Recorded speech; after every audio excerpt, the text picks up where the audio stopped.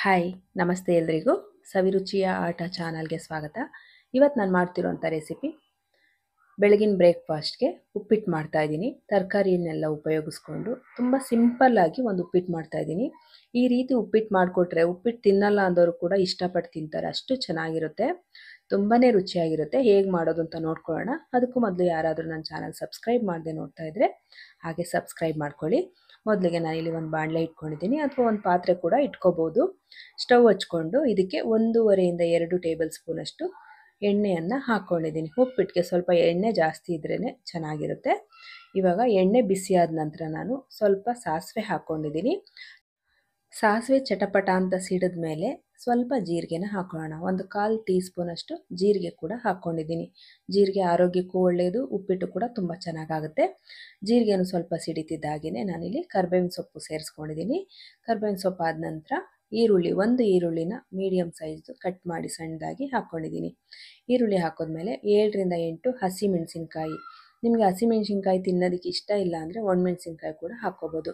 ಹಸಿಮೆಣ್ಸಿನ್ಕಾಯಿ ಖಾರಕ್ಕೆ ಎಷ್ಟು ಬೇಕೋ ಅಷ್ಟು ನೋಡಿಕೊಂಡು ನಾನು ಹಾಕ್ಕೊಂಡಿದ್ದೀನಿ. ಇಲ್ಲಿ ಇದು ಈರುಳ್ಳಿ ಮತ್ತು ಹಸಿಮೆಣ್ಸಿನ್ಕಾಯಿ ಸ್ವಲ್ಪ ಬಣ್ಣ ಚೇಂಜ್ ಆಗೋವರೆಗೂ ಈ ರೀತಿಯಾಗಿ ಫ್ರೈ ಮಾಡಿಕೊಂಡು, ಇವಾಗ 1 ಕಪ್ನಷ್ಟು ಹುರುಳಿಕಾಯಿ ಹಾಕ್ಕೊಂಡಿದ್ದೀನಿ, ಅಂದರೆ ಬೀನ್ಸ್ ಕಟ್ ಮಾಡಿ ಸೇರಿಸ್ಕೊಂಡಿದ್ದೀನಿ ಸಣ್ಣದಾಗಿ. ಮತ್ತು ಹಸಿ ಬಟಾಣಿ 1 ಕಪ್ಪಷ್ಟು ಹಾಕ್ಕೊಂಡಿದ್ದೀನಿ, ಚಿಕ್ಕ ಕಪ್ಗಳು.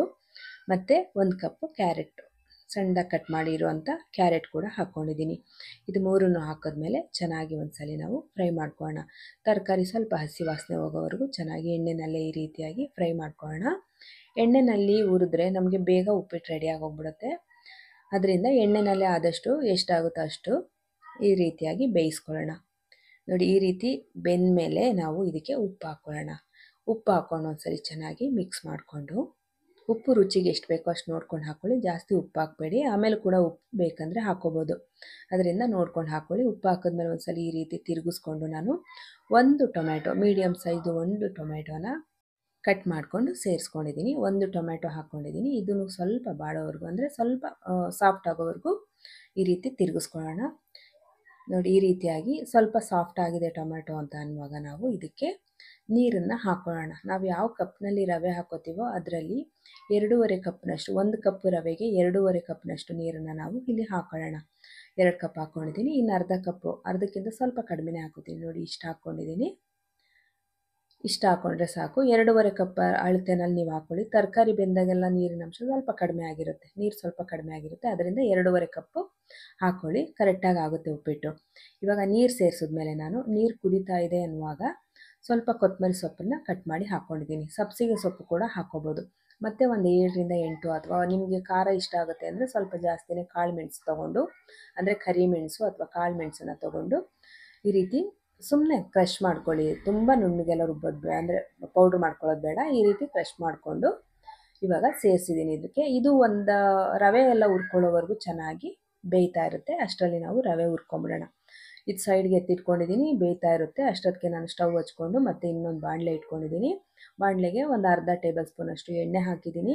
ಎಣ್ಣೆಗೆ ಸ್ವಲ್ಪ ಗೋಡಂಬಿನ ಸೇರಿಸ್ಕೊಂಡಿದ್ದೀನಿ. ಉಪ್ಪಿಟ್ಟಿಗೆ ಗೋಡಂಬಿ ಹಾಕೋದ್ರೆ ಚೆನ್ನಾಗಿರುತ್ತೆ. ಮತ್ತು ನಾನು ಯಾವ ಕಪ್ಪಲ್ಲಿ ನೀರು ಸೇರಿಸ್ಕೊಂಡಿದ್ದೀನಿ ಅದರಲ್ಲಿ 1 ಕಪ್ ಅಳತೆನಲ್ಲಿ ನಾನು ರವೆನ ತೊಗೊಂಡಿದ್ದೀನಿ. ಮೀಡಿಯಮ್ ರವೆ, ಉಪ್ಪಿಟ್ಟು ರವೆನೇ ತೊಗೊಂಡಿದ್ದೀನಿ. ಇಲ್ಲಿ ಬನ್ಸಿ ರವೆ ಕೂಡ ತೊಗೋಬೋದು. ಬನ್ಸಿ ರವೆ ತೊಗೊಂಡ್ರೆ 3 ಗ್ಲಾಸಷ್ಟು, ಅಂದರೆ 1 ಕಪ್ಗೆ 3 ಕಪ್ ನೀರು ಹಾಕಬೇಕಾಗುತ್ತೆ. ನಾನಿಲ್ಲಿ 1 ಕಪ್ ಉಪ್ಪಿಟ್ಟು ರವೆ ಹಾಕ್ಕೊಂಡು ಚೆನ್ನಾಗಿ ಈ ರವೆ ಏನು ಮಾಡಬೇಕು, ಕಲರ್ ಚೇಂಜ್ ಆಗಬೇಕಂದ್ರೆ ಬಣ್ಣ ಚೇಂಜ್ ಆಗಬೇಕು. ಮತ್ತು ನಾವಿಲ್ಲಿ ಏನು ಎಣ್ಣೆ ಹಾಕ್ಕೊಂಡಿದ್ದೀನಿ ಅದೆಲ್ಲ ಪೂರ್ತಿಯಾಗಿ ಡ್ರೈ ಆಗಬೇಕು. ಆ ರೀತಿಯಾಗಿ ಉರಿ ಮೀಡಿಯಮಲ್ಲಿ ಇರಲಿ, ಅಂದರೆ ಕಡಿಮೆ ಉರಿ ಇಟ್ಕೊಂಡು ನಾವು ಈ ರೀತಿಯಾಗಿ ರವೆನ ಹುರ್ಕೋಬೇಕಾಗುತ್ತೆ. ತೋರಿಸ್ತಾ ಇದ್ದೀನಿ ನೋಡಿ, ರವೆ ಹುರ್ಕೋಬೇಕು, ಚೆನ್ನಾಗಿ ಹುರಿಬೇಕು. ರವೆನ ತುಂಬ ಸೀಸ್ಕೋಬಾರ್ದು, ಅಥವಾ ಹಸಿ ರವೆನೇ ಹಾಕಿದ್ರೂ ಒಂಥರ ಅಂಟಂಟು ಆಗಿಬಿಡುತ್ತೆ ಉಪ್ಪಿಟ್ಟು.